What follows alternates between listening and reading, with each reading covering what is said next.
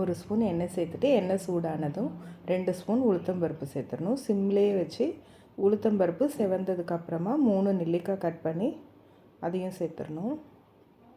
நெல்லிக்காய் கொஞ்சம் வதங்கினதுக்கப்புறமா 2 கைப்பிடி கருவேப்பிலை, 1 கைப்பிடி கொத்தமல்லி தழை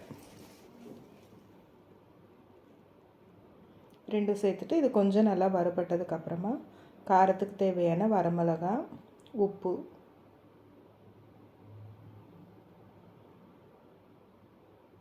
பெருங்காயத்தூள்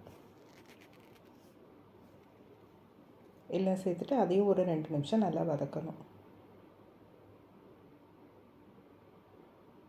கொஞ்சமாக புளி, 1 கைப்பிடி தேங்காய், இது எல்லாமே சிம்மில் தான் வச்சு வறுக்கணும். தேங்காய் நல்லா ஈரப்போக வறுத்து எடுத்துக்கணும். வறுத்துட்டு மிக்சியில் நைஸாக அரைச்சிடணும். கடுகு, உளுத்தம்பருப்பு, பெருங்காயத்தூள் தாளித்து துவையலில் கொட்டிடணும். கருவேப்பிலை நெல்லிக்காய் துவையல் சூடான சாதத்துக்கும் நல்லாயிருக்கும். இட்லி, தோசை, சப்பாத்திக்கு எல்லாத்துக்குமே பெஸ்ட்டு காம்பினேஷன்.